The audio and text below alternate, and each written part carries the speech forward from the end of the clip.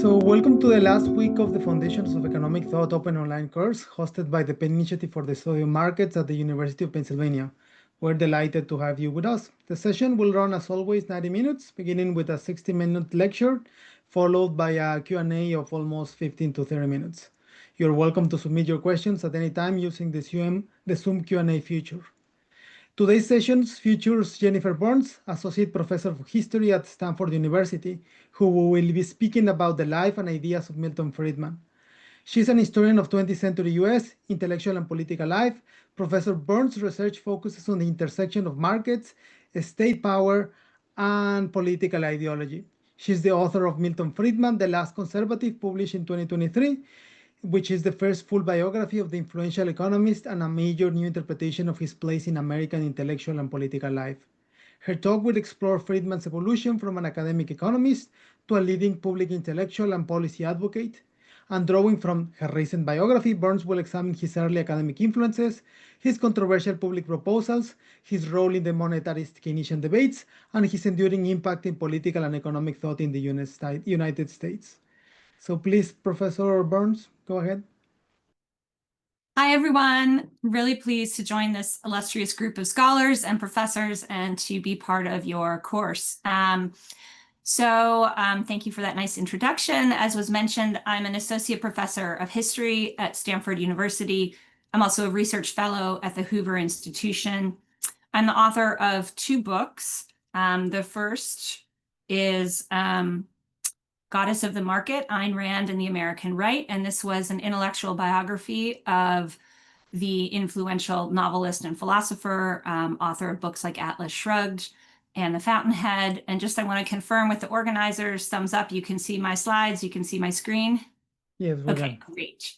My second book is Milton Friedman, The Last Conservative, which will be the basis of my talk today. And before I get going, I want to explain a little bit of how I did the research, which was I pretty much moved into the Hoover Institution Library and Archives. This is really an incredible archive. I'm sure some of you who've done research in the history of economic thought are familiar with it, but it's not just history of economic thought. It is history of the 20th century. It's not just conservative. It is any political movement, really, ranging from Russian communism to the Ba'ath Party to American libertarianism. So that's my plug for the Hoover Archive. I have in the past run a workshop which brings scholars to the archive for a week of kind of collective research. I will probably be rebooting that up this summer, the summer of 2026. So keep your eye out for that if that's something you're interested in participating in. And I also, you have written for a variety of kind of public newspapers and media, and that's something I really enjoy doing. Final piece of information about myself, because I know this is an international audience.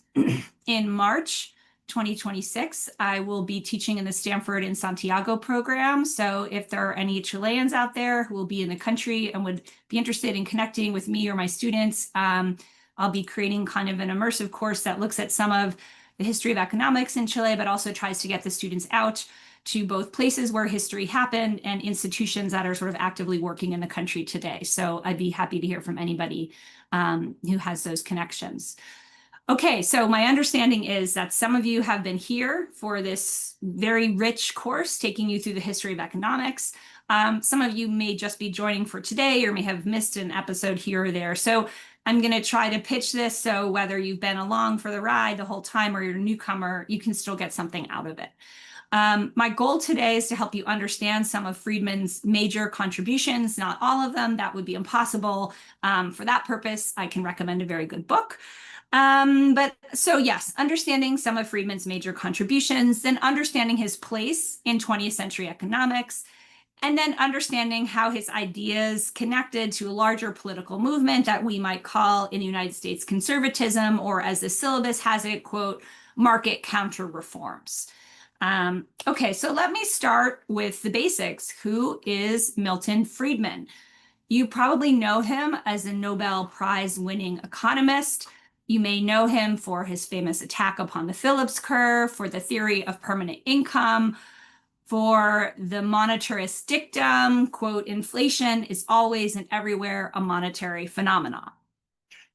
Or you may know him as a policy innovator because whether you like it or not, whether you live in the United States or not, you live in a world that Friedman helped create. So here are just some of Friedman's wild ideas and the date he first proposed them that have now become part of the landscape of the world we live in, from proposals for a guaranteed minimum income that I'll say more about, to in the United States, your tax being withheld immediately from your paycheck, a world where international currencies float one against the other instead of being set by top-down government ratios, a volunteer armed forces, at least in the United States, educational vouchers, so state support of private institutions, and then interestingly, private package and mail delivery, something the US Postal Service had a monopoly on for much of the 20th century. So you may also know Friedman as the great champion of free markets, the author of books like Capitalism and Freedom. Here's the original 1962 edition, or the star of the television series Free to Choose, advisor to conservative presidents like Nixon and Reagan. And so what I kind of came to learn over the course of my research is there's really three Friedmans. You know, Friedman the policymaker, Friedman the economist, and Friedman the public intellectual. And so in my book, I kind of move back and forth between these three Friedmans, depending on the moment in his career where these different identities kind of come to the fore. Today, I will sort of weave all of these Friedmans together as I focus on his contribution, his place in economics, and his broader political impact. So Milton Friedman was born in Rahway, New Jersey. He grew up in a sort of suburban American idyll. Here he is a member of the local Boy Scout troop. This was actually a Jewish Boy Scout troop that he helped found when he felt excluded from the other Boy Scout troop in town. And he's the one on the far left with a kind of funny cap on. So this was an unusual background for an American Jewish family. His parents were immigrants from Eastern Europe, but unlike the vast majority of immigrants to the United States in the late 19th and early 20th century, they didn't land and settle in New York. They didn't go to Chicago. They went out to suburban Rahway, New Jersey. So he had a much different upbringing than your typical Jewish American immigrant child. Now, his father died suddenly in his last year of high school, and that was kind of one of the sort of defining tragedies of his life. Nonetheless, he had an excellent record in high school, so he went first to Rutgers and then to the University of Chicago for graduate school. And he arrived at the University of Chicago for graduate school in 1932, right as the Great Depression was really becoming evidently great. The economic crisis had begun in 1929 and was almost as bad as it would get in the fall of 1932. And in fact, it was this economic crisis that had propelled him to graduate school in economics. And he had an offer in math and he had an offer in economics. And it was really, as he reflected later, the questions about prosperity, wealth, poverty, the crisis that he could see all around, that really made him think economics was going to give him more robust answers to these questions and just simply be a deeper intellectual experience. So this economic crisis kind of propels him to graduate school, but it's also a moment of political crisis. So social democracy, fascism, communism, these alternate economic systems are on the rise, not just across Europe, but in the United States. This is a moment of the sort of the American Communist Party is as popular as it's ever going to be, and particularly on university campuses. So Friedman is really immersed into this world of political radicalism. And these questions of, is this the final cataclysmic crisis of capitalism in which it cracks apart and a new system emerges? But Friedman's most influential teachers were those who answered that question in the negative, those who we would consider today classical liberals. Men like Henry Simons and Frank Knight. Simons being one of the first to use the word libertarian in his private correspondence. Sometimes he really more preferred to call himself an old-fashioned liberal, and Knight also liked to call himself an old-fashioned liberal. These two men valued individual freedom, valued limited government, on both reasons of economic efficiency and also reasons of what we might call almost a spiritual belief in individual initiative and drive. And Simons in particular blended this with a really egalitarian outlook. He believed that he sort of had this producerist mentality that a smaller government would create a world where individual smallholders, businessmen, proprietors could kind of compete on equal footing. Nonetheless, both Knight and Simons knew that their ideas, they called them old-fashioned liberalism, were, well, old-fashioned. They knew that classical liberalism was on the defensive, and so they were really aware, voters are not buying what they're selling. How could it be reformulated? How could classical liberal ideas be kind of recast to meet the moment? Now, it's really important, both of these men believed strongly that the federal government had a role to play in the economic crisis. They rejected laissez-faire economics despite their general free market orientation. And so they're really wrestling with this basic question. How does one safeguard free markets? How does one ensure broadly shared prosperity? How do you create a safety net that doesn't choke off innovation? And these are probably perennial questions, but in the 1930s, they have this real particular urgency because of the sense that there's so much political upheaval. Governments are falling across the world, that the United States itself is in this real moment of political peril. So this is kind of where Friedman arrives. And one thing I trace out in the book that I really wasn't aware of before I started the research was how active his professors were in writing to first the Hoover administration and then the Roosevelt administration and promoting what they called the Chicago Plan. And this was actually a very radical monetary reform that, had it been adopted, would have featured 100% money, no fractional reserve banking, coming off the gold standard. But interestingly, also had many components of what went into the 1935 Banking Act. So I mentioned this, and I go into greater detail in the book, and there's kind of a whole literature on this, but I mention this to highlight the fact that Frank Knight, Henry Simons, and the other teachers that Friedman admired were very active in formulating plans for the government to address the crisis, and their focus was first and foremost on the banking and monetary system. And their proposals were not out of the mainstream. Their proposals, in fact, were adopted, and they're not the only one making these proposals, but they're in the broad current of opinion that shapes the kind of first New Deal, and particularly the first Banking Act. Okay, so back to Milton Friedman. He's like a baby economist at this time. He knows what's happening, but he doesn't really have he's not someone who's going to send a letter to the Roosevelt administration. But he is immersed in this broader quest for a new form of classical liberalism. And sorry, I'm seeing okay, someone's putting up the slides. For those of you watching on your own screen, the slide I currently have up is called Friedman's Teachers. I think it's about 4 slides in. So I will hope that you all can get to that slide because I'm going to advance shortly. So please, if you continue to have trouble, let the organizers know and I can slow down or go back. Okay. So Friedman is immersed in these kind of questions. He's thinking about them. And we can actually see this very clearly in his first proposal for what we would call today a universal basic income. And this is something we often think of as a progressive idea, but Friedman was one of its earliest advocates. So while I was in the Hoover archive, I found this document. The slide now is Milton Friedman, unpublished manuscript, circa 1939.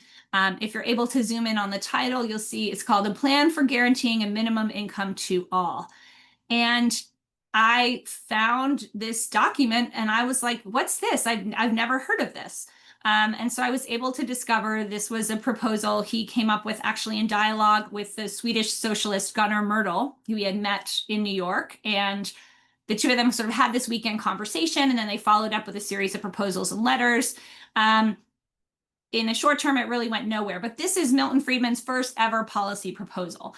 And it's for guaranteed income, which he really thought of as a fundamentally liberal policy, in that it was providing support to individuals to use according to their own judgment. Yet it was meeting this broader social question of how could liberalism prevent poverty. In Friedman's mind, the provision of a minimum income would prevent poverty while retaining the idea of individual choice and avoiding the creation of a large bureaucracy or some type of intrusive test for eligibility. So happy to say more about that, but right now I just want to kind of situate that in Friedman's political orientation and what he's thinking about. Now, as you can see, this was never published. It's sort of a manuscript fragment I found in the archive because I had all these other manuscript fragments. I was able to put this together. But, the archive shows me who he's in conversation with, what he's interested in, but this is not widely known. So none of this is public. And to other economists who may have heard of Milton Friedman or be familiar with him, he's known as a statistician. Moreover, he's known as a, quote, mathematical economist. Now, eventually, we're not going to have mathematical economists. We're just going to have economists. The mathematical is going to go unsaid. But in this era, it is a specific type of method to be a mathematical economist. Friedman will actually win the John Bates Clark Medal for his work in statistics and economics. He's in dialogue with Paul Samuelson. He's hired in his first tenure-track position in Chicago for his skill in econometrics, for applying the statistical reasoning to economic problems. But this doesn't sound a lot like the Friedman who ultimately became famous. So I want to pause here and kind of characterize the broader profession that he's joining at this time. So now I'm advancing to the slide, Evolution of American Economics. Okay, so Friedman in the late 1930s is on the cusp of joining the economics profession. What is the economics profession like? So I'm going to do a kind of brief recap and summary, and I know some of you have gone deeper into this. Those of you who haven't might want to go back to some of the earlier lectures. Economics starts as, quote, political economy. And political economy is kind of coming back into vogue today. I think Stanford has a political economy program, but it's like hardcore econometrics. So this is not what I mean when I talk about political economy historically. So political economy is associated with the classical economists, men like David Ricardo, Adam Smith. Here I've advanced a slide. Men who, and a few women, including like Jane Marcet, and Conversations on Political Economy. What's really important to note here is these scholars were textual. They were not quantitative. They wrote huge tomes on economics and how the economy worked without any type of analytic apparatus other than the verbal. And one scholar writing at this, looking back at this time, said it was, quote, utterly inconceivable that graphs or mathematical formula could facilitate the understanding of economic laws. Now, why are these men and others like them called the classical economists? Is because they're really the first to set out the field of economics to delineate basic laws and concepts, from supply and demand to division of labor to comparative advantage. They're also called the classical economists because they are before the marginal revolution. And so I know you've also had a lecture on the marginal revolution coming about in the 1870s. To summarize as quickly as I can, the marginal revolution is really a new way of looking at behavior in markets, specifically prices and how they are set. Now, supply and demand to some degree set prices, but classical economists also look to determine the value of the good at input. They follow the labor theory of value. What labor went into the good is part of what determines its value and its price. Marginalism, by contrast, will focus on utility. What is the benefit that the buyer gets from each additional unit of a good?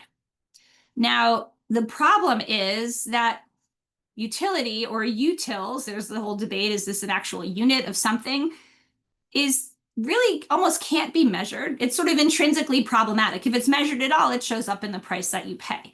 But around the time of the marginal revolution, economists began to think that you could imagine markets in a form of equilibrium. And they're borrowing here from physics, the physical concept of equilibrium. In other words, if I let you trade and bargain, everyone will eventually get what they want. Markets will clear. We kind of reach a steady state. And this has some crossover metaphor from how, water might settle into a container or other celestial bodies might move.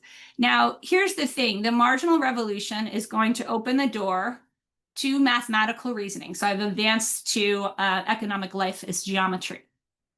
So you could start to put supply and demand on a graph, and you start to see after the marginal revolution, the first like very rudimentary efforts to kind of capture economic concepts in geometry or perhaps also in calculus. So here is a very basic utility function.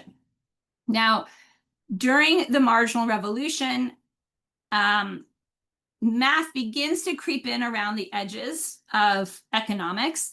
But in the late 19th century, economists are not using models in the sense that a model of being an extended kind of mathematical projection. In the late 19th century, a model is still a physical thing that a scientist builds. Again, normally a physicist. So think like an inclined plane. How does the ball run down? How fast does it go? How do you measure gravity and resistance? That's what a model is. But eventually, just as economists import ideas of equilibrium to economics, they will import ideas of models, physical models, into economics and start to construct those mathematically. So we're not there yet in the late 19th century, but we're on the road that's eventually going to yield, more complex things. I've just popped up von Neumann and Morgenstern's expected utility theorem, where the concept of utility, the use of math, is eventually going to yield more complicated models that are really define economics today. Okay, so American economics basically grows up amid the marginal revolution in the late 19th century. And by the early 20th century, we can think of American economics as kind of having divided in two. There's neoclassical economics, which is essentially classical economics plus marginalism. So it's the idea that there are scientific laws of economic behavior that can be grasped. Marginalism provides new insight into how these laws operate, but we haven't gone all the way into mathematical reasoning. So it's still kind of a blend. So we might say the classical insights about supply and demand, division of labor, and also the orientation to a smaller government are now supported by marginal analysis. And the upshot is that because of these laws of economics that pretty much apply universally whenever humans operate under scarcity, which is everywhere, one, economics is kind of a universal grip on what happens. And two, to interfere with these mechanisms of supply and demand would be a mistake.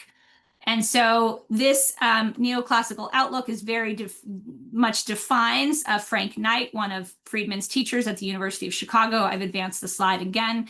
And Knight is really does battle on behalf of neoclassical economics and also against the other major school of American economics, institutionalism.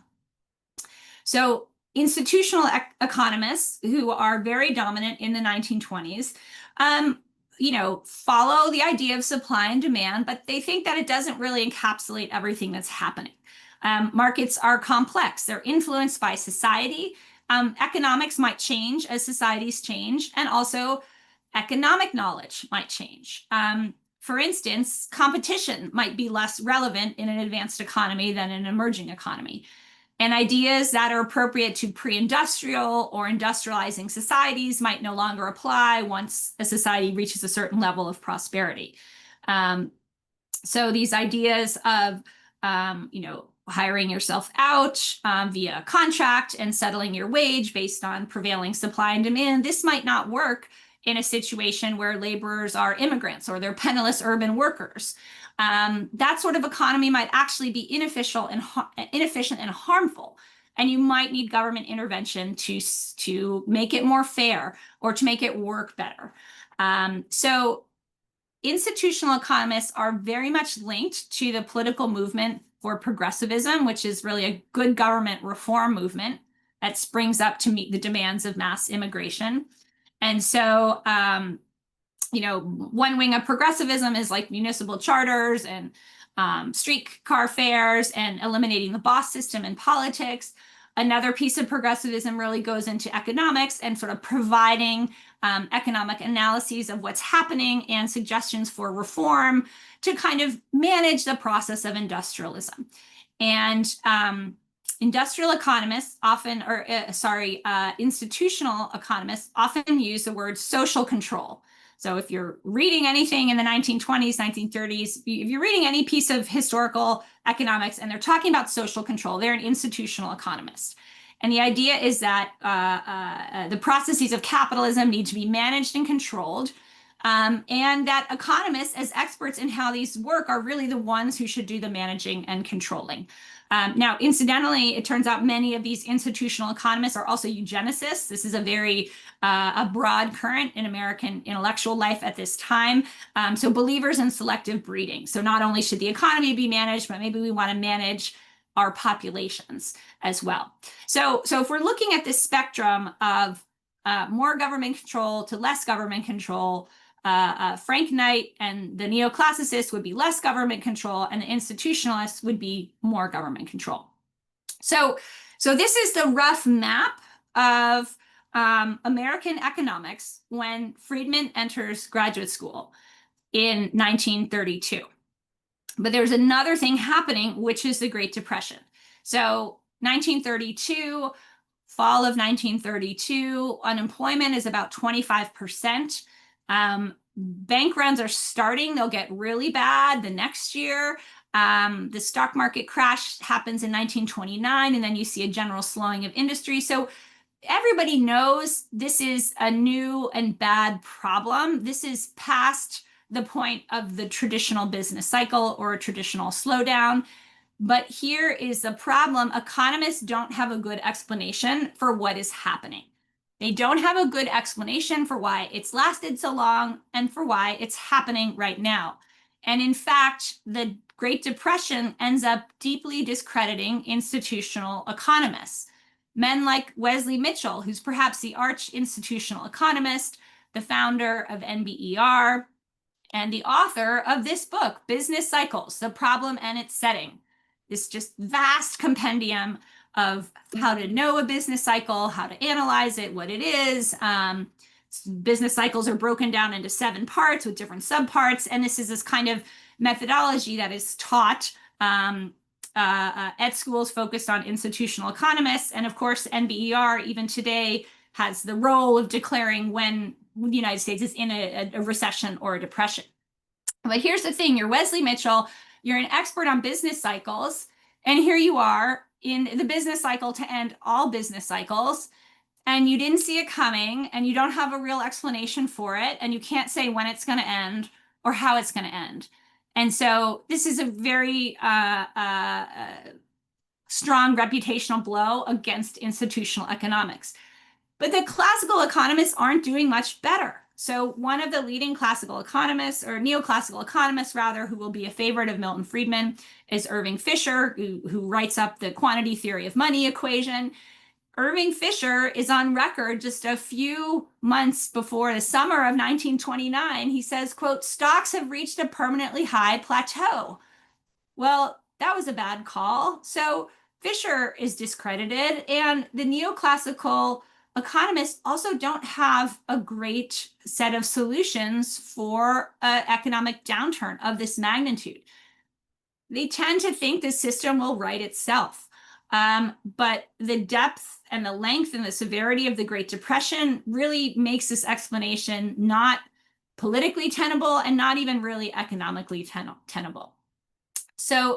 So when Friedman arrives at Chicago in 1932, the general field of economics is unsettled. There's a major economic crisis, and the 2 major schools of economics have sort of failed to account for this coherently. And so this is essentially what is going to clear the path for the Keynesian revolution. Now, the key to understanding Milton Friedman is knowing that it's 1932 to roughly 1938 is when he gets his economics education. And so this is this moment of things being unsettled in the economics profession, and they have not crystallized. And so Friedman is going to get a variety of approaches. He actually has a very rich economics education. At Chicago, he's going to be taught the neoclassical approach. what he ends up calling Chicago price theory. At Chicago, he will also get taught the Chicago monetary tradition.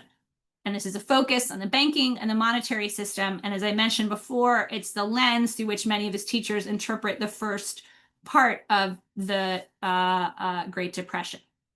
Now, Friedman is also educated at Columbia. He spends like 2 years, I think maybe it's just a year at Columbia in the middle of his graduate school. And here he learns institutional economics from Wesley Mitchell himself. He learns the business cycle.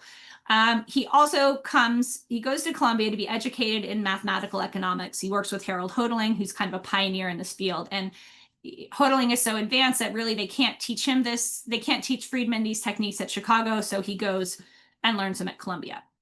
So he's been steeped in at least 4 different approaches: neoclassical, Chicago monetary tradition, institutional economics, mathematical economics. So he has a pretty good view of what's out there. But he is intellectually and politically formed prior to the Keynesian revolution. You'll notice I haven't said Keynesian economics as an approach because it hasn't become a dominant approach or focus in economics during the time that Friedman is kind of absorbing and pulling up his ideas. So he's intellectually and politically formed prior to the Keynesian revolution. He's intellectually and politically formed at Chicago as part of the neoclassical tradition and in the Chicago monetary tradition. And this is one of the reasons he'll become this tribune of the sort of Keynesian monetarist debate. And one last point about this 5-year, this focus 32 to 38 that I'm focusing on. Many of Friedman's peers who became as famous as him in economics were just a few years younger, 3 years younger, 5 years younger. But that really makes a difference because their economic education will happen in a totally different landscape. So again, it's kind of an accident of demography, but I think it also puts him in this very rich, fertile period of rethinking of economics is when he gets his education. Okay, so I'm going to advance now to talking about the Keynesian monetarist debate. So the Keynesian monetarist debate is just like a set piece of intellectual life from the 1960s to the 1980s in the United States, but also beyond the United States, because American economics is so influential in other countries. It's really hard to describe how dominant this frame was. It was dominant not only in economics, but in all thinking about economics. So when I started doing research for my book, I realized almost every single paper I was reading, if you just really boiled it down to its essence, the essence would be monetarism or Keynesianism. No matter what concept was being analyzed, no matter what history was being told, it all trickled down to I'm taking a side monetarist or I'm taking a side on Keynesian. And it's actually can be a problem if you're doing historical work because everybody, that's all they can see and think about. And so they're analysts caught in the Keynesian monetarist debate are unable to see concepts defined differently, other problems. So I think we're sort of past the Keynesian monetarist debate now, but you can still see it. It's left its imprint very deeply on the historical literature and on economics itself. Okay, so the battle between these two is, let's say, the dominant paradigm for a good 20 years in American economics. Now, Friedman didn't love the word monetarism as a shorthand for his thinking, but he ended up accepting it. And it became a banner for others to rally around his economic ideas, but it also became about that bigger concept of political economy, about the relationship between politics and economics, about distribution, about patterns of state governance, about the welfare state, social democracy. And in the post-1945 years after World War II, there's sort of a general convergence in advanced democracies that in many ways resembles the progressive movement in the United States, that capitalism needed to be blunted somehow through government intervention, that unregulated, unfettered capitalism was too politically destabilizing, socially destabilizing. Now, the United States is somewhat unusual in this trend because the United States did not have state-run industries as many other industrialized nations that went towards social democracy often had governments that actually ran major industries. In the United States, sectors like defense and education tend to be state-funded rather than state-run. So the U.S. defense establishment, right, funnels its money through private sector actors. But there's still plenty of government funding in the United States to be analyzed or criticized. And again, Keynesianism and monetarism is an international debate. In other countries, privatization will be a real key to this debate. But today I'm just going to focus on the United States and how the debate kind of reshaped understanding of what government could or should do. And so what I realized in researching Friedman was that he really moved against Keynesianism and the Keynesian consensus in many domains. Almost every publication of his was somehow a strike against Keynesianism. And this is because Friedman had a very coherent worldview. And so everything kind of came out of that coherent worldview and orientation. So to go all the way back to that proposal for guaranteed minimum income, again, this is sort of an anti-Keynesian policy because it's against direct government spending in the economy. It's allocating money to individuals to decide without a mechanism of state distribution. But today I really want to focus on two pieces that exemplify Friedman's contribution and his impact: a monetary history of the United States, and then his attack upon the Phillips curve. Okay, so we're going to go back to the Great Depression, moving the slides to the US business cycle. And I want to go back to this moment when economists are stumped. They don't exactly know what caused the Great Depression because this takes us back to the advent of Keynesian economics. Now, Franklin Roosevelt, who comes into office in 1932, is sort of an accidental Keynesian. He doesn't have a real clear theory of the Depression. He's going to try lots of things. And there are lots of crazy ideas out there about what caused the Great Depression. Interestingly, most of these are not from economists. The other thing that was really interesting in this research is that economists are like a tiny minority view and voice in the 1930s and 1940s compared to where they are today, right? Like anything happens, anybody like sells something for more or less than they thought, and there's an economist, doing a podcast to explain it. That was not the case back then. So a lot of the major ideas about what was happening in the Great Depression did not come from economists. So there was a very powerful Marxist interpretation that this is the final crisis of capitalism. It's what Marx foretold. We are at the end of the capitalist cycle and something new is going to come out. Another really popular theory was underconsumption and overproduction. So that the economy had produced too many things, but not paid people enough to buy them. And this was really popularized by a pair of PR men, Foster and Catchings. And underproduction, overconsumption is all over the late 1920s and early 1930s. But again, it's not produced by economists. Lawyers involved in antitrust had their own theory. Monopoly had frozen the economy. There was too much monopoly.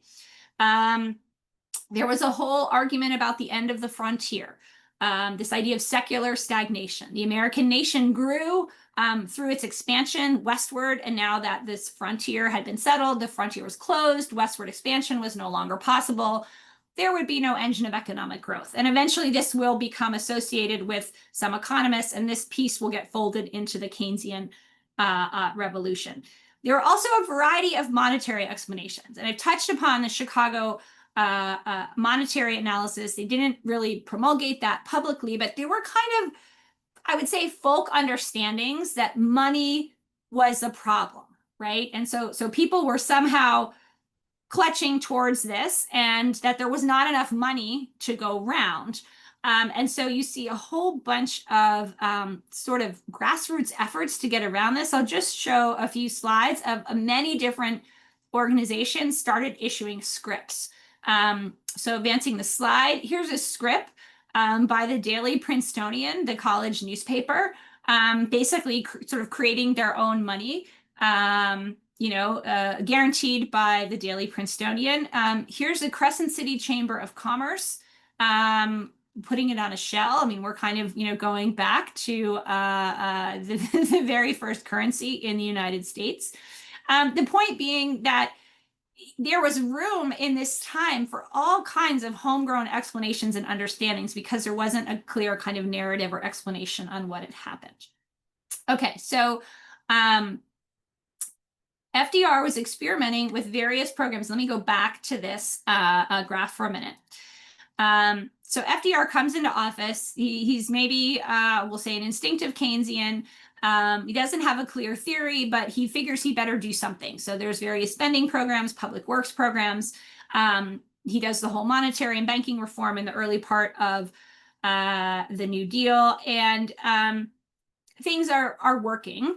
The economy is getting better, but Roosevelt's anxious about all this government spending because he's still, in some ways, a balanced budget believer. This is pretty typical, economic outlook that you shouldn't spend more than you take in. And so in 1938, he reduces his spending. And it's around, it's actually 37, I think. And then if you look at the graph, you'll see there's like a little kind of dip around between 35 and 40. And this is what was called the, quote, Roosevelt recession. And this was something nobody had seen before. It was the economy was improving and then it went down again. So today we would call this a double dip recession. But nobody had seen it before. And it went against the business cycle theory that things go down and they come up. Nobody really had a theory for going down and up and down again. And so it was jarring and frightening for everyone who saw it. Now, sidebar, Friedman has his explanation of why this was, and it goes back to the Federal Reserve tightening reserve requirements. And you can look at the set of articles that argue pro and con this position. That's Friedman's interpretation of it. But at the time, in 1938, this was an opening where economists within the Roosevelt administration and close to it to come to Roosevelt with their theory of what was going on. And their theory was based on Keynes's general theory of employment, interest, and money. Now, this is a huge book. Let me see. Well, I have a very small print version of it. Anyhow, it's many, many things, but perhaps the one I want to focus on today is that it's a theory of depression, that the economy could get stuck in a bad equilibrium and that there would be no natural mechanism to get it out. In other words, wages couldn't go down far enough to get it out. Capitalists could be so spooked. They could hold on to their money. They could hoard it. There would be no kind of natural engine to start it again, except government spending could reverse this by jumpstarting demand within the economy. And so, bearing this new theory of depression, several advisors go to Roosevelt and they say, look, things were working because you were spending, and then you cut back on the spending and the economy suffered a downturn. So you need to spend more. You need to go back to that and you need to explain and to justify that. And so that's exactly what Roosevelt will do. He makes a famous fireside chat. He says, we have used 2 rounds of ammunition, which is relief programs and reform. And now we're going to use a 3rd round of ammunition, which is what becomes known as the fiscal revolution. Deliberate government spending to stimulate the economy, to return prosperity. And so this is really when a theory of depression emerges that takes hold both within government and within economics departments, first within the Harvard economics department and then spreading pretty quickly. Now, I want to stress that Keynes and Keynesianism are different. Keynes is in some ways maybe a classical economist. At the very least, he's a political economist. He is, in fact, very skeptical of the use of math in economics. He's very skeptical of models that try to capture the whole of the economy. He doesn't think it can be done. But he dies in 1946, and almost immediately his book is transformed into a model. The famous ISLM model, which takes Keynes' analysis of how interest rates and money circulate in the economy and graphs it onto a sort of fairly simplified geometric diagram. And so you'll still get this in some intro economics courses today. And so Keynesianism is different from Keynes in its use of mathematical reasoning. It also absorbs this idea of secular stagnation and the closing of the frontier that becomes kind of an American twist on it. In some policy ways, American Keynesians will depart from Keynes himself. For instance, American Keynesians support price controls during World War II, and Keynes does not support those. And this leads to the famous anecdote when he goes to New York for a dinner and he comes back to London and he says, I had a fascinating dinner. I was the only non-Keynesian there. And so, okay, but what happens, Keynes is dead, the ISLM model emerges, and the neoclassical synthesis is sort of trumpeted by Paul Samuelson. What is the neoclassical synthesis? At the micro level, in terms of individuals, it's same old neoclassical analysis of supply and demand operating under scarcity. But at the macro level, you have the Keynesian analysis. Economies can get stuck. Markets don't automatically clear. To understand what's going on, you use a model like ISLM. To solve the economic problem, you manipulate the budget. You spend and you tax in a deliberate way. You tax to pull wealth into the government system, and you spend to stimulate the broader economy to help everybody out. Now, how would you know what to tax and to spend? Well, you would ask an economist, and you would actually have to, because the Employment Act of 1946 creates the Council of Economic Advisors that serves the president, creates the Joint Economic Report, in which the president must report to Congress every year to a joint committee of representatives and senators about what the administration is doing to create economic prosperity. So out of the Great Depression comes a new economic consensus, a new set of tools, and also a new political mandate that the president is responsible for the stewardship and guidance of the economy. Now, how would the economists know what policy to recommend, how much to spend, how much to tax, what the effect of different interest rates might be? Well, they would rely on a model. And this is the moment when models become more widely deployed, mathematical models. They benefit here from the introduction of computing technology, which, as we know, is just going to get better and better over time. It's also going to go hand in hand with the professionalization of the economics discipline, which is happening in fits and starts. Around World War II, you can still get a job as an economist without a PhD. But over time, as the field gets more mathematical and more model driven, it's going to become more professional. Credentials are going to become more important.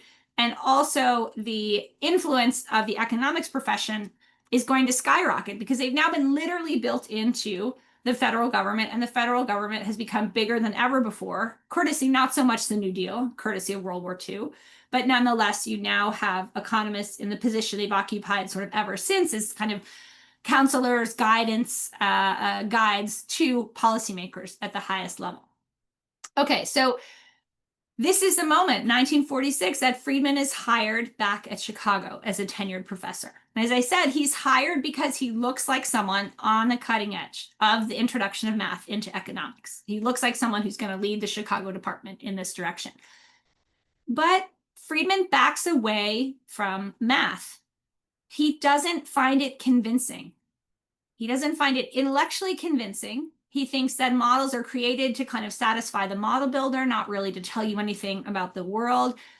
And also, the model comes about in this historic moment when it implies management of the economy. It implies a kind of top-down understanding of the economy. And this is simply not Friedman's political or intellectual orientation. He doesn't believe that's the right way to do things. So I have a whole chapter in the book where I kind of dig into this, and it really comes to a head when Friedman comes back to Chicago, and he finds at Chicago a group of independently funded mathematical economics, the Coles Commission.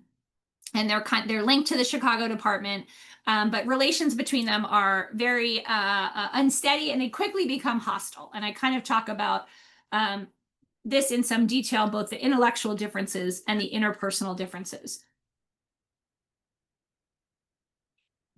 We kind of summarize some of the highlights of this long battle with the Coles Commission. Friedman successfully steals their Rockefeller grant. He pushes a rival into a mental breakdown, and eventually the Coles Commission departs for Yale University. Now, in the process, this battle against Coles just absolutely ruins Friedman's reputation. Nobody understands why he's so opposed to the use of math in economics.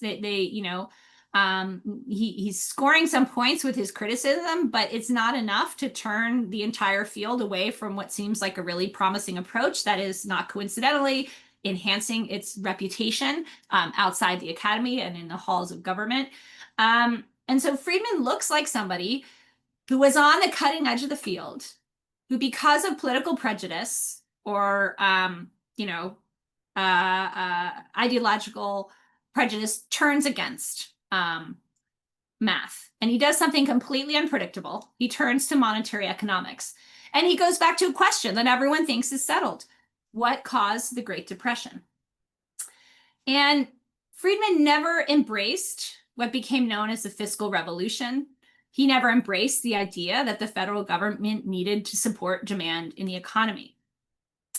There's a rumor that he was at one time a Keynesian and he had a change of heart. My research shows this is not the case. He was skeptical of the Keynesian interpretation from the start. I have his class notes, what he was teaching his students. Already in the 1940s, he had the idea that inflation was always and everywhere a monetary phenomena, the sort of founding idea of monetarism. So he's very skeptical of the fiscal revolution, but he doesn't have evidence. And so he'll make kind of testing this hunch the major goal of his career. To do this, he have a remarkable partner. I'm advancing now to the slide depicting Anna Jacobsen Schwartz. She was a brilliant woman who was sidelined by the sexism of economists, and Friedman was one of the few who recognized her capacity. And so he partnered with her on a National Bureau of Economic Research study.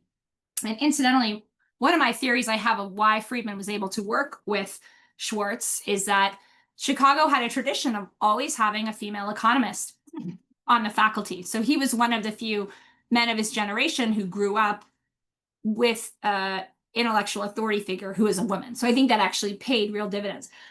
Excuse me, I'm losing my voice a bit, but so Schwartz was an expert on British monetary history. And together with Friedman, she started piecing together a story of the Great Depression. And it really began when they were looking at the role of money in 100 years of US history. And they were guided by the quantity theory of money, by the goal of paying attention to the actual amount of money in the economy at any given time. And I'm advancing to a slide that shows how Schwartz did this. The Hoover Archive is stuffed with these. This is a legal-sized paper where Schwartz has her calculations of things like vault cash, member banks. And so she would literally go to the banks and find out how much money they had in their vaults at different times in history. And they would kind of put this whole piece together. This is deeply empirical work. This is going out to the institutions that have the information and extracting it. This is not building a model. This is not using the latest mathematical techniques. This is sort of rudimentary statistics. Addition and subtraction, right? And so this is old-fashioned, empirical, fuddy-duddy stuff at the time when economics is going in a totally different direction. They worked together for more than a decade, and they end up publishing in 1963 a monetary history of the United States. The centerpiece of this book is a new analysis of the Great Depression, in which all of those charts, I've advanced 3 slides now to pictures from the Great Contraction. All of those charts result in all of those numbers that Schwartz has collected over the years result in these charts that show a 30% drop in the stock of money over the early years of the Great Depression. And they call this the Great Contraction. And they really reframed the Great Depression as a monetary phenomenon. The reason it was so bad, the reason it lasted so long is because this draining of money from the US economy. But they also understood it as an institutional and political phenomenon because the United States had a lender of last resort. It had a Federal Reserve System that Schwartz and Friedman argue could have and should have prevented this collapse by infusing more liquidity into the system. And they have this very fine-grained analysis. It's really worth reading about different institutional shifts, different personnel, which led to a sort of policy of masterly inactivity. The Federal Reserve really not responding in this crisis. Now, again, this is before bank deposit insurance. So when the runs on the banks start, the money disappears. There's no backstop. It's literally gone. So out of this grows the school of monetarism, out of this book. But it's not just monetarism, because this is broadly influential. Friedman and Schwartz write the playbook of economic policy ever since, because nobody wants to be, no Fed chair wants to be in the next version of Friedman and Schwartz as having not reacted in a crisis. So in 1987, when there's a stock market crash, Alan Greenspan says the Fed is ready. We're at the ready. Ben Bernanke, celebrating Friedman's birthday, says, quote, regarding the Great Depression, you're right. We did it. We're very sorry. But thanks to you, we won't do it again. And so this, I would argue, sets the playbook for the Fed responding to economic crisis, that the Fed's job is to act, to provide liquidity, to ask questions later, and to really step up to their role in order to avoid a Great Depression. And we've seen this again and again. We saw it most recently with the coronavirus crisis. So historical research helps us see how this breakthrough was made. And it also gives us insight into why Friedman was such a great economist, in part because he took people like Anna Schwartz seriously. He didn't have a large blind spot than others did. And one amazing, thing I noticed in my research is every major piece of Friedman research and publication has a woman co-author. From a theory of the consumption function to capitalism and freedom, to a monetary history. And I detail this, advancing a slide, in my book, and I talk about the history of these women, most of whom have been lost in time. We still know a little bit about Rose Friedman. Okay, so this monetary history is the first version of the Keynesian monetarist debate. Economists have largely accepted their read of the Great Depression. This sort of changes the consensus on the Great Depression right away. But they don't accept the general message that comes from it. They're still focused on the fiscal revolution. They're still focused on the budget, but the monetary history introduces these new questions. How much is economic growth influenced by fiscal policy versus monetary policy? And Friedman and Schwartz, for the first time, are arguing it's monetary policy. And now, also for the first time, they have accurate measures of the quantity of money. And Friedman and Schwartz actually spur the Federal Reserve to begin collecting and publicizing its own data, because they turn up and they have, here's the monetary aggregates, for the past 80 years, and the Fed has to sort of scramble to create their own data to match it. And so it's going to open up debate about what stimulus really does. It's going to open up debate, not just about interest rates, but about the actual quantity of money. How do these things relate? And it seems to many observers at the height of this Keynesian monetarist debate that the field sort of runs in cycles of Friedman's paper, and then let's say James Tobin at MIT rebutting it. As George Stigler jokes, quote, the people at MIT and Harvard didn't know what they were going to work on until Milton made a speech. So this book, A Monetary History, gave Friedman an incredible vantage point. And he knew things were not always the same. He had this kind of 100-year time frame, and it led him to question some basic economic relations others did not. And so moving on to the second major contribution I want to touch on is the relationship between inflation and unemployment. So in the 1950s and 1960s, no one was really worried about inflation. In the early years of this Keynesian monetarist debate, inflation was not really a concern, and you could see why. And so this is our big graph of inflation from 1960 to 1922. If it went out further on the left, you would see it stays pretty low ever since the ending of the Korean War. So inflation is kind of low. Nobody's really concerned about it, but Milton Friedman is watching the money supply that he's been measuring with Anna Schwartz. He knows that President Johnson is spending a lot. He knows that social spending is going up. And in 1967, he addresses the American Economics Association, and he puts this all together in an attack upon what has been known as the Phillips curve.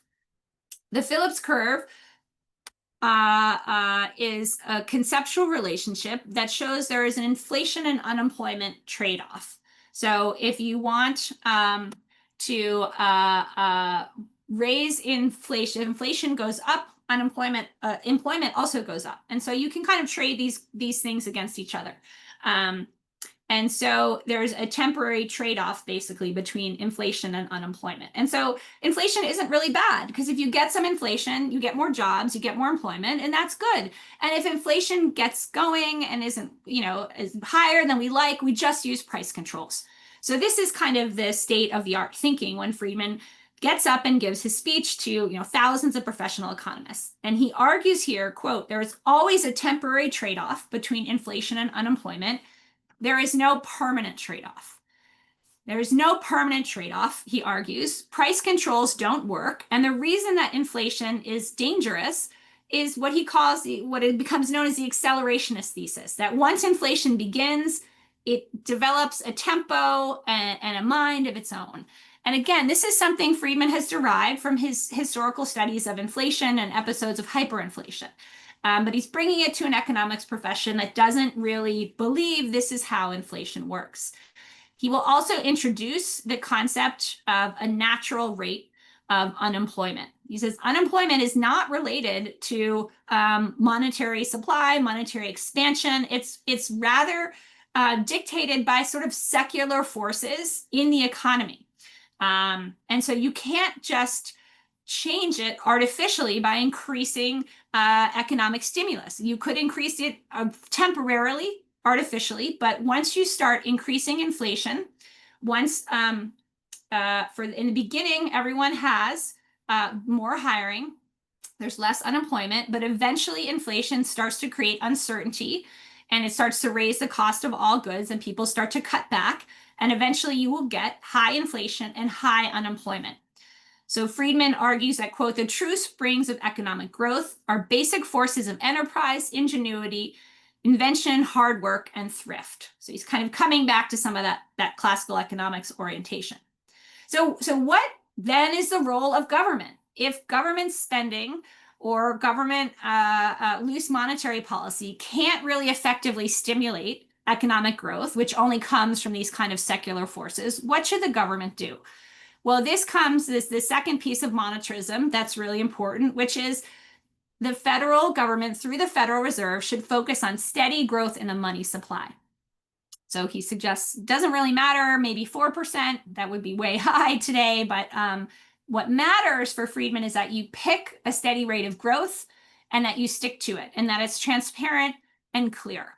So Friedman outlines a new theory of how inflation and unemployment can't be traded off against another over the long term. He sets out a new policy agenda, and then he makes a series of predictions. So he says, okay, in around 2 to 5 years, higher inflation will help with unemployment. Unemployment will go down. But then the economy will begin to slow down as a whole, and unemployment will start to go up, and inflation will stay high.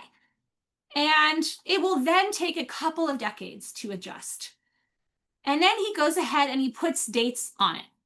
He says that at the end of 1966, the Federal Reserve has made a mistake and it has injected too much money into the economy. Response from Johnson's pressure, etc. So basically, according to his schema, by 1972, the benefits of this monetary expansion will be gone. Inflation will be up and unemployment will start to go up, and it will take up to 20 years to rectify. Now, it took 10 years because of the Volcker shock. But what happens is Friedman makes this prediction. Everyone starts arguing about it. I don't believe him. How could he possibly be right? But over time, what Friedman predicted would happen, in fact, starts to happen. And so you can see here, 65 to 70, there's unemployment and inflation are moving together, and then they start to separate.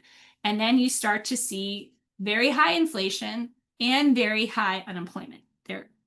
They are now moving in the way that Friedman had predicted. And so what happens now is the modelers are watching Friedman and they're starting to see what's happening in the economy and they're starting to adjust their models accordingly. And there's some very big conversions of economists who were liberal, opposed to everything Friedman had to say politically, but start to say he's right on this analysis of inflation. He's right on what's going on with the Fed. And so this experience of the 1970s would start to shift many people towards his perspective. They would see that price controls didn't work. They would see that inflation had something to do with the Federal Reserve. And there was a real shift in focus from the federal budget to the Federal Reserve. And this shift in focus is really part of Friedman's legacy. It's hard to overestimate the impact of this. It's a victory for a new sort of political economy. And this inflation analysis made many people receptive to his broader philosophy, less active management of the government. So monetarism offers both a new explanation of the Great Depression and a focus on banks and the monetary system.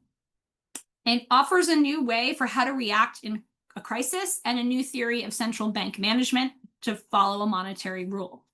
Now, Friedman's vindication is not just on the technicalities of monetary policy, because as the economic system evolved, the technical details, the focus on aggregates, it didn't really fit. But this basic idea that money matters, that the monetary and banking system is really fundamental, is where the action is, has become common sense. And it's hard for us to see this. It's sort of a truism that the Federal Reserve is the single most important actor. But this is something that Friedman really brought into focus. So stepping back here, how can we relate monetarism to other currents? I mean, Friedman understood this relation between the money supply and inflation as a, quote, uniformity of the same order as many of the uniformities that form the basis of the physical sciences. So he really thought of it as a scientific truth. Whether that remains true or not, we can see that Friedman's analysis gave enormous weight and heft to conservative ideas.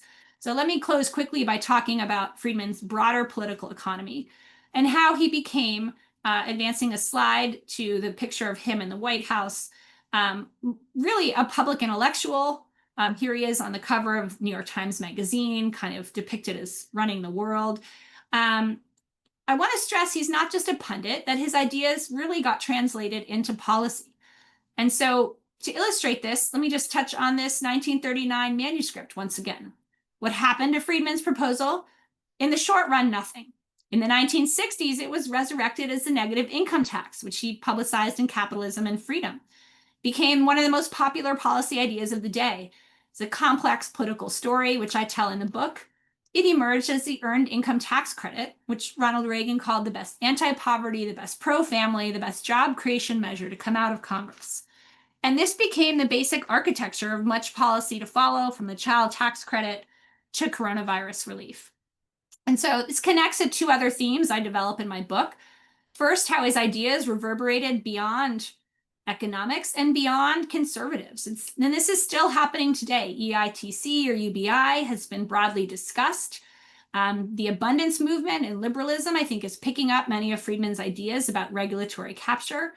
The emergence of inflation sent a lot of people going back to Friedman's favorite monetary aggregate, M2, to kind of talk about inflation. Suffice it to say, Friedman would not have been team transitory.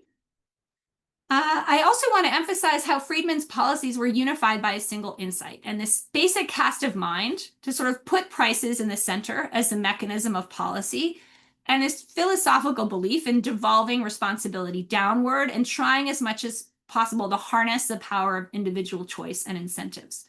And again, just like the Fed's predominance is familiar and accustomed to us today, it was not in Friedman's day. It's an innovation we can no longer perceive.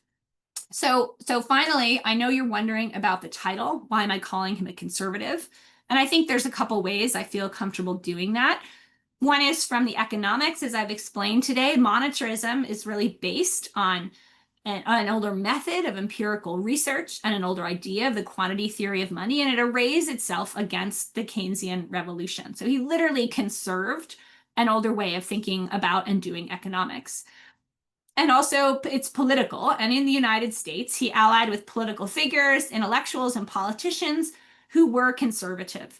And I get a lot of pushback on this. And so I need to clarify that American conservatism is distinctive because it incorporates Friedman's ideas, which in other contexts would be considered liberal. And we can see new insights into conservatism then by watching Friedman and by thinking through how his ideas on markets and individualism get folded together, sometimes uneasily, with other ideas about sustaining institutions, values, and cultures. In terms of the last, this is a bit of a provocation, I admit, gesturing to shifts in the American conservative movement at the time, a new suspicion of markets, a new embrace of nationalism, a new reluctance to engage the world. And all of these mark a turn away from Friedman, which is perhaps inevitable as new issues engage us. But, Friedman tackled questions that are universal and perennial. How do we balance capitalism and markets with other goods? If some inequality is inevitable, how much is too much? How can we apply the lessons of history to new times? What are the basic dynamics of a monetary economy that always need watching? And so, thanks to the archive, we can think through these questions with Friedman, and even if we don't agree, we will be the smarter for it. Thank you for your attention, and I'm here for further questions. Thank you, Professor Burns. So we have already a few. So the first one is related to the idea of the manuscript of 1939 and his encounter with Connor Myrdal. And the question is, was Friedman himself ever drawn to socialist ideas? So was Friedman himself ever drawn to socialist ideas? Not that I was able to find or document. No, he said to a biographer, I think I voted for Norman Thomas. Or no, he wouldn't have voted for Norman Thomas, but he would have supported him, who was an early socialist. But I wasn't able to find any evidence of that. I do know the Socialist Party was very active in Rahway, so maybe he had some connection with them. And the Ku Klux Klan was also very active in Rahway, so it's hard to say. He is on record as supporting Roosevelt, which is sometimes taken as like, oh, he used to be a liberal. When I think of his support for Roosevelt, I tend to put it in the bigger political context, and particularly the rise of fascism in Europe, which he was very concerned about. And he perceived Roosevelt as someone who was friendly to American Jews and committed to fighting fascism. And so that, to my mind, explains his support of Roosevelt. Another question related to his youth is, the previous session focused on Hayek, and in your lecture you noted how even a few years difference in when someone came of age intellectually could shape their outlook. With that in mind, how would you compare Hayek and Friedman? What was the relationship? Yeah, I wish that would be a great, its own separate lecture. So this broader rethinking of classical liberalism that he learns about from Knight and Simons, both of these men are very connected to Hayek. So he's, first of all, indirectly connected to Hayek through this set of concerns. And then he does attend the first Mont Pelerin Society meeting. He does not consider Hayek really an economist because Hayek is not empirical enough for him. So for Friedman, economics is a combination of empirical work with theory. I do think there's a very strong kind of general political economic or political economy connection between them, in that Hayek always talks about the framework for competition and the state kind of setting the framework for competition.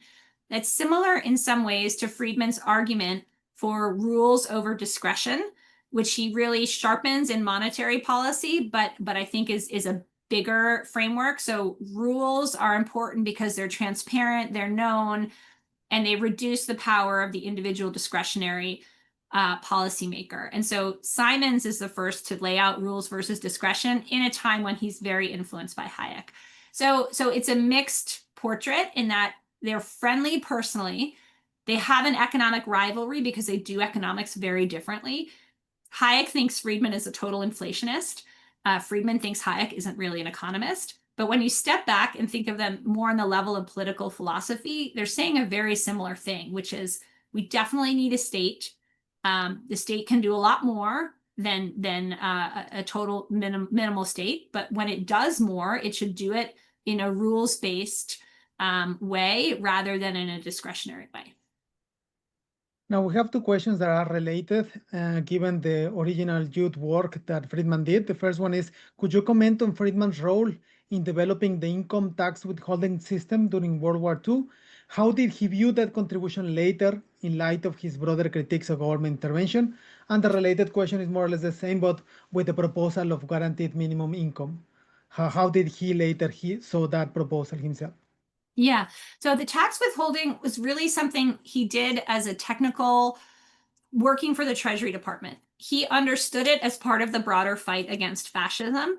So he supported it in that way. It also was happening within the context of a debate about how to control inflation during the war.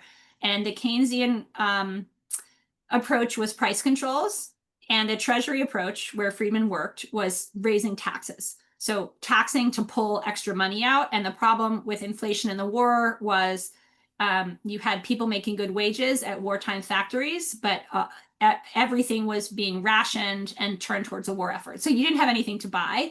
So the worry was you'd have too much money, too few goods.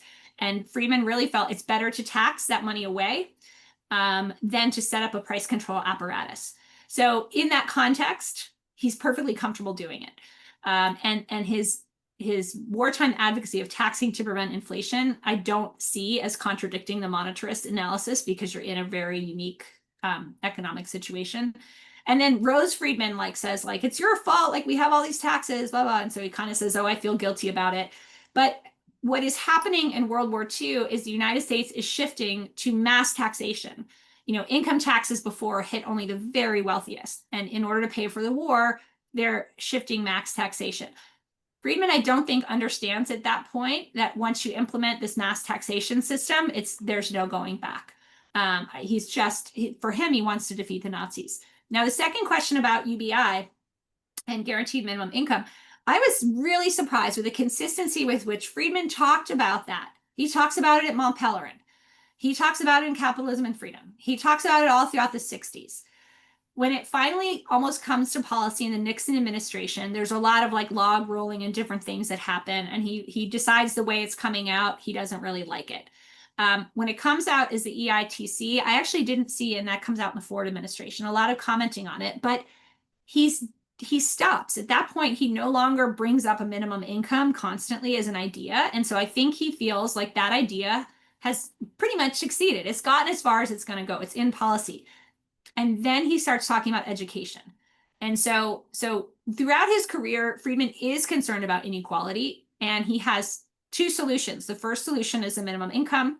The second solution will become education. And so from 75 to the end of his life, he's very into privatization, vouchers, and the belief that the only way you're going to fight inequality is by making education better. And the only way you're going to make education better is by making it run by the private sector rather than by the state. Now, one question related to policy is Max asks, what was the relationship of Friedman with Richard Nixon? As I understand, Nixon was one of the first politicians to consider Milton's ideas. Yeah, that's a great question. So Friedman thought Nixon was very smart, but he didn't trust him. And Nixon, on the other hand, really wanted Friedman's imprimatur for everything he did. Now, when Nixon implemented price controls, Friedman was very upset. But when Nixon closed the gold window, Friedman thought this was a chance to move towards floating international currencies, which he favored.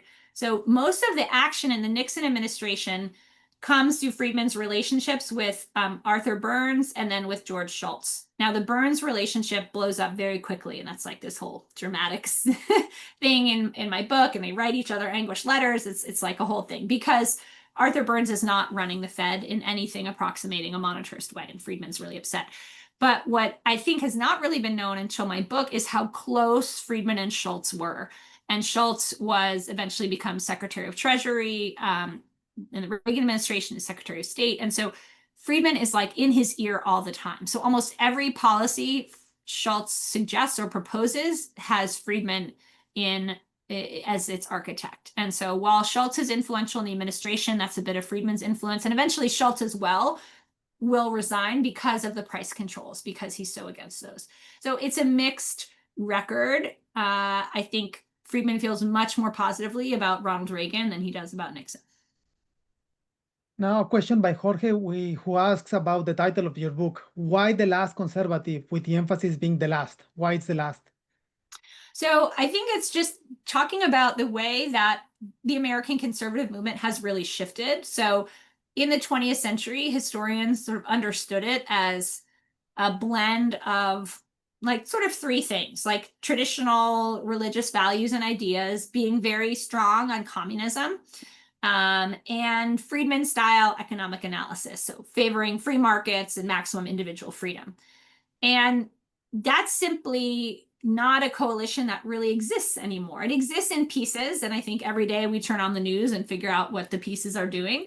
But that synthesis that really came together in the 20th century, that Friedman really embodied, I mean, he was like a flagship intellectual of that whole movement.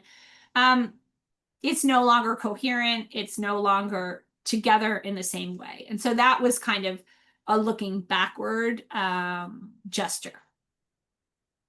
Now, another question related to that, the title, now focus on conservative. Argeno asks, isn't it contradictory that you call him conservative, which is the thing that you referred to him about it earlier, given that Friedman was basically kind of for the market and for freedom and things like that?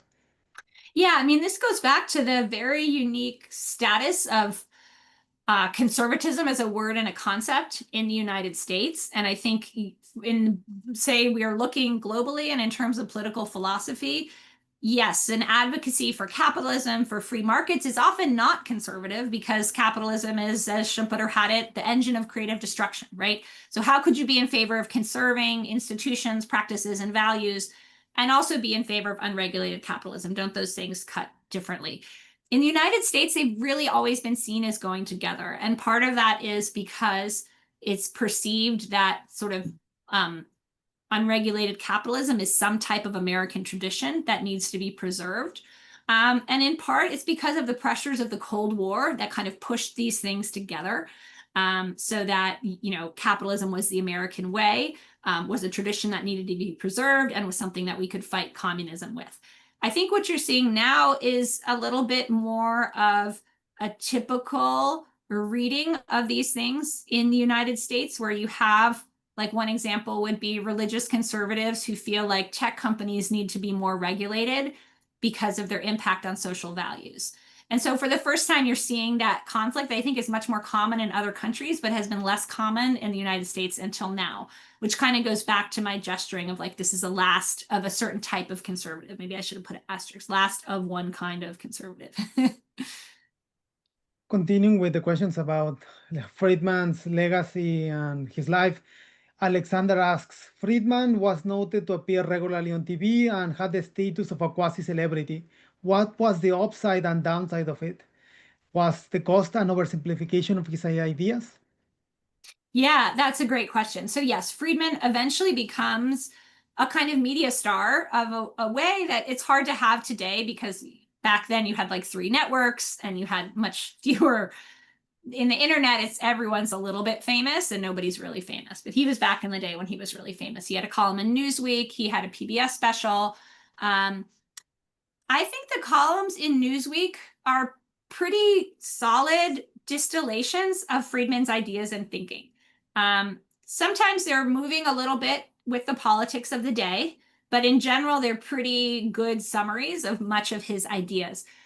I feel less that way about Free to Choose, and I think it's actually a great program because it shows people debating and arguing, which we civilly, which we don't do enough of. But if you look at, for example, his version of a monetary history in the TV show, it's really dumbed down. It's really simplified. He's translated all of that research and work into the Great Depression was the government's fault, which is just a real simplification of what he has to say. So I think that really came with a cost. The other piece is he's a big fan of Ronald Reagan, and he starts shifting on his understanding of deficit spending, in part because of his political loyalty to Reagan. And so I think he becomes a little more open to deficit spending and says it's not such a big deal, and maybe it'll actually slow down the growth of government because we'll realize we can't spend as much. And so I think he's at the origin point of something that, you know, we're now, I don't know, 40 years later, we still haven't, like, everything still hasn't blown up, but it's looking more and more likely that it will. So I think becoming identified so closely with the political figure towards the end of his career, he maybe was not as clear-eyed about some of the decisions that were being made. So I think those really are the costs. The benefit was spreading, I think, some pretty fundamental ideas about economic prosperity to a broad audience. So I'm not sure you can spread ideas to a broad audience and keep all the nuance. I think that maybe just part of the bargain you have to make. Now, a couple of questions on his economics. The first by Max asks, considering the first chapter of A Monetary History is about the post-Civil War economy, what was Milton's opinion about the relation between deflation, not inflation, deflation and economic growth? Relation between deflation and economic growth. I mean, I think so. A monetary history goes, from right after the Civil War, basically to the, I think, early 60s or maybe late 50s. And a lot of that was Anna Schwartz's absolute love of the Confederacy and the post-Confederate era. Trying to think of what he has useful to say about deflation. And I think that perhaps the most interesting concept he has is he has an essay on, there's a book of essays on monetary, I forget the title of the book, but I think this essay is called The Optimum Quantity of Money. And he talks about the concept of what he calls a helicopter drop, which basically says, what if a helicopter flies above a community and drops a lot of money? Like, what will happen? You'll have inflation because people are keeping the amount of money people have a set amount of money they want to hold on to. And if you give them more, that doesn't change and they just spend it. And so that became a recommendation. He thought when Japan entered its slump in the 2000s, he thought that's what they should do. And the helicopter drop has kind of been reinterpreted as a way to do monetary policy through fiscal means. And it was talked about a lot as a sort of explanation for the coronavirus relief, which I do think Friedman would have supported, like probably the first 2 rounds at least. I'm not sure the last 2 rounds. So I think his discussion of deflation is just kind of the flip side of his discussion of inflation, although he spends much more time talking about inflation because in the 20th century, you had these episodes of hyperinflation from Germany to South and Central America. So that was really what he was focused on. But I would pinpoint that essay as a way into the question of deflation. Now, Lucas asks about what did Friedman think about recent developments in economics? What were the younger cohorts of economic professors at Chicago were doing, such as Robert Lucas and the development of rational expectations? Yeah, so I cover this in the closing chapters of the book, and he, as one person described it, he liked it and he didn't like it. So on the one hand, he sensed that what is sometimes called the Fourth Chicago School was extending some of his political economy understanding of the world in that less government intervention. He sort of followed their politics, but he was opposed to modeling. And what the Lucas models eventually did was kind of extend micro modeling to macroeconomics and kind of brought the last model into the place that didn't have them before. And so he was uncomfortable with that. He was uncomfortable with real business cycle theory. He was uncomfortable with the way that even though expectations, which I didn't really flesh out, but expectations are a key part of his 1967 address. And the expectations, the focus on expectation really comes out of that address as people try to unpack what he's meaning. But I think when he got too much into expectations and no real economy, like he gets suspicious again, because he remains deeply, deeply empirical. What he basically decides is he's retired.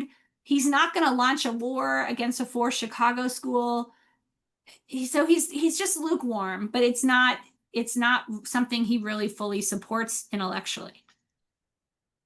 Now, a question that ties together with your own meeting on Chile later, which states, what was the relationship of Friedman with the Global South, given, of course, the noticeable, at least in public influence from Chicago to Chilean dictatorship with Pinochet? Yeah, so I have a chapter on that. There's a long-standing relationship between Chicago and a university in Chile, which kind of results in a cadre of Chilean economists who've been trained in the Chicago school way. I think there's lots of American outreach to different countries in the global South as part of the fight against communism. what happens in Chile, so my reading is that Friedman's specific kind of personal influence has been overstated. There is a shift in the economic advising team for the Pinochet regime because they're dealing with very severe inflation. It's the latest, some economists I think is say it's about 1,000% a year. I mean, it's really a hyperinflation. And so Pinochet brings in a bunch of new economists, some of whom have been trained in Chicago, and they in turn ask Friedman to come in and to kind of be the master teacher of what they're going to do. So and I found some transcripts and some travel logs from that hadn't been examined before. And so he basically has these big audiences. He says, this is what we're going to do. This is why it's so important to treat inflation. He has a meeting with Pinochet where he repeats the same piece. We have to do inflation. I think he does use the word shock treatment, but he's just got to do it quick. You got to stop printing money. And it'll be hard, but you'll get through it. And then he says to Pinochet, like, if you liberalize economically, you're going to have to liberalize politically. And he really believes that. And so he's then subject to a huge amount of criticism, which really catches him by surprise because he's been to China, he's been to Yugoslavia, he's been to lots of countries with authoritarian regimes. The Chilean coup is so new, it's so raw. He doesn't quite understand that he'll be seen as a supporter of the regime, but he's not a supporter of the regime. He's an advisor. And in his mind, providing economic advice to a country with a hyperinflation is not the same as supporting the government. But that's how it's interpreted. And so a couple of years later, he really kind of backtracks and he tries to, say, like, I believe in liberalization and there's no, capitalism doesn't need an autocratic state. In fact, it's the opposite. So I kind of trace all this in the book. It's a fascinating history. I think Friedman's role, like I said, has been overstated. I think almost any American economist brought in and asked like what you would do in the face of the hyperinflation would have said to do what Friedman did. So I don't think it was a particularly novel set of ideas that he had on offer. Now, going back to the US, the question is, what did Friedman think about Roosevelt and the New Deal? Did he think it amplified the recession? Yeah, so I think he did. He didn't go talk about it in great detail, but so one set of sources I found that was really interesting was his notes when he was teaching at Columbia and then at Wisconsin in 1941. And he believed there's some suggestion in these notes that he told his students that the second New Deal, like the National Recovery Administration, all of these things created a climate of uncertainty for business, and that that extended business reluctance to reinvest. So he doesn't develop that in a huge formal way, but that's I think what his understanding was. And similar, you can see some of these same ideas in like Frank Knight's analysis.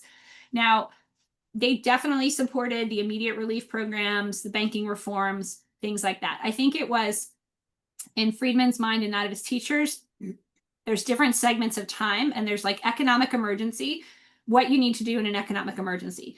And then there's sort of ordinary time. And he felt like the strategies and ideas and techniques that arose during the economic emergency were erroneously extended to peacetime. And so that's kind of where he differed. But there's not a lot of huge anti-Roosevelt analyses or arguments. He really focuses on the Keynesian interpretation that becomes dominant. Now, one last question. Given your expertise on both Ayn Rand and Milton Friedman, how would you compare their influence, both as public intellectuals and as contributors to political thought? In your view, who had the greater impact on both policy and long-term intellectual legacy? That's a great question. I think on policy, for sure, it's Friedman. Just you look at all those really granular policies. I think Rand does something else that's really important, which provides almost like a mythos, a poetry of capitalism that brings in a lot of people who sometimes stumble across it accidentally. And so she kind of brings people in, and then I think you stay there because you find someone like Friedman, whose ideas are very rich and very deep. And so Rand, I think, sets the mind more about the romance of capitalism, and kind of for many readers, they've never thought this way before. They never encountered this set of ideas. So she kind of cracks open a new mental world. In terms of influence, I think, if you'd asked me this question 5 or 10 years ago, I would have said it's about even because there really was a pretty strong Ayn Rand renaissance. I'm not sure. I think Ayn Rand used to perform the role that sort of internet groups and sites like X are now playing. Like Rand used to be the place that like-minded people met each other and provided something for them to argue and debate about, and then developed a really thick political culture out of that.